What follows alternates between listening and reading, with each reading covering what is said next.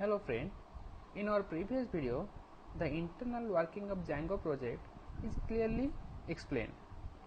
So in today's video, I am going for a particular web page, namely mysite.html.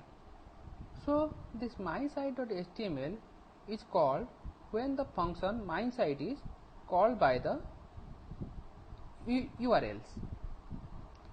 That means this mysite HTML is called by the function mysite, and mysite function is actually invoked by the URL blank. That means blank means when the blank is added to the server address, then it means it will simply give the server address addition a blank. That means it is a purely server address.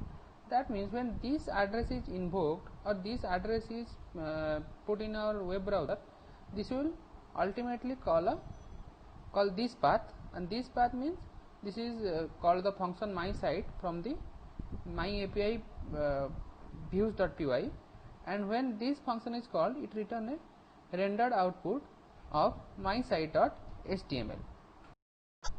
So let us start the server to learn in a particular. So let us start the server. So here I am inside my working directory where this manage.py is actually present. So if I list out the element, so here manage.py is present. So let us start the server. Python manage.py run server. So this will start our server. Just a second, it will. Okay. Now this is the server address 127.0.0.1:80. So let us go to our web browser.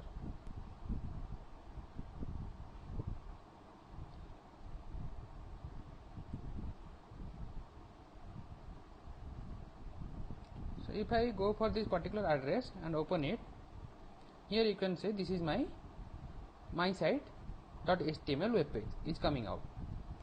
Now let's go to our particular mysite.html. What actually written inside it? So in this mysite.html, it is present in where?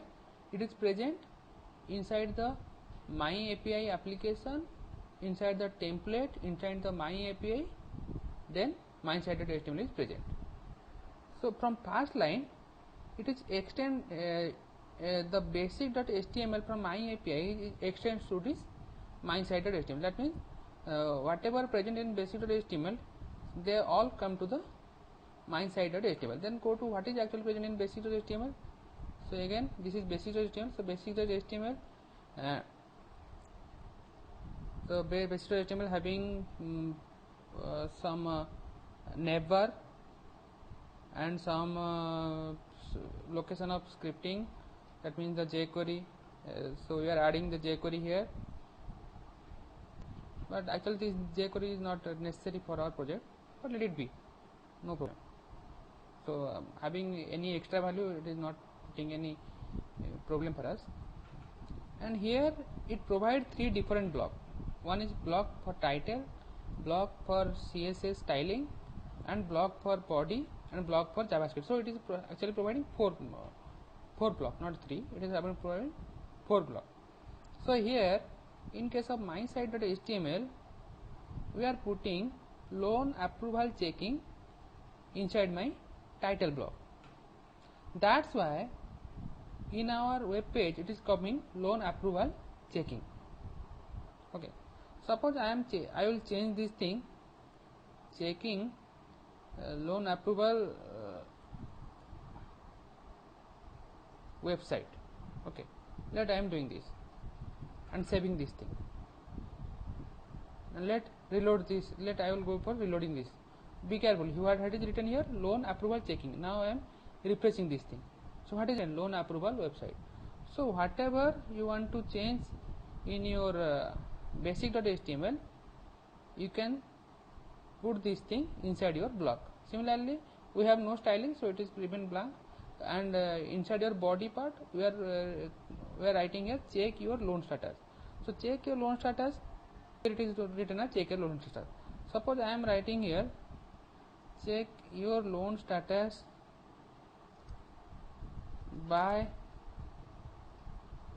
clicking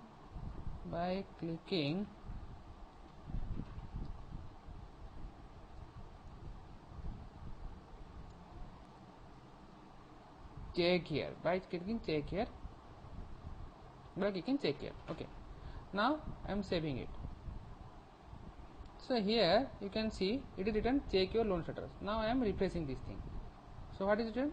Check your loan status by clicking check here. So here where it is a check here.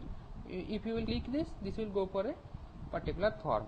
Okay, that I will go for that I will tell in your later video. But for today's video, I am changing only this body part and also changing the title part. So what basically happening here, when you are going for this address, this will go to the URLs of my project, URLs of my project, not my application, URL of my project. Okay, so now I will go to what is written in my URLs. So this will go to the URLs. So it is simply the 127.001.8.000. Okay, it will go to the URLs of my project. So what is the URLs of my project? So this is the URLs of my project. So in my URLs of project, there is no such blank is present. Okay, that means there is no such endpoint which having nothing apart from server address. So only thing here, so one is admin, and in this case we are adding a URLs from my API. So forget about that. So what is the URL of this line? Your server address /admin / this is the represent, and now this represent your server address / and the name and the address present in my API.urls. So it will go to the it will go to this location to search the similar URL pattern present in my URL location of web browser. Then it will go to the my API.urls. So in my API.urls, if we add this form, this becomes some different URLs. If I add status, then it will become some different URLs. But what is my URLs? My URLs having nothing. My URL have nothing except this server address. So this is the perfect fit for my URLs. So if I add a blank to my server address, it will again my server address. So this is the perfect match. Then it will go for this views dot my site, and it will go to the views.py, and inside this it will call the function my site.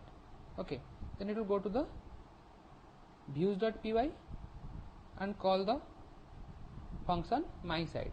Then what is my site? It will call my site will do, it will render a HTML file, namely my site, which present in my API folder, and this thing as per the Django default location present inside the templates folder of my application. What is the my application here? My API. So it will go to the template location. Okay, it will go to the my API, then template, then my, so this is the template location, and inside this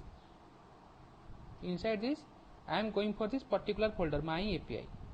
I am going for this particular folder my API, and then go for the my site.html. This is the proper order how this thing happening, beginning from your URLs in my website, sorry, beginning the URLs in your web browser to calling the HTML file from your templates. Thank you.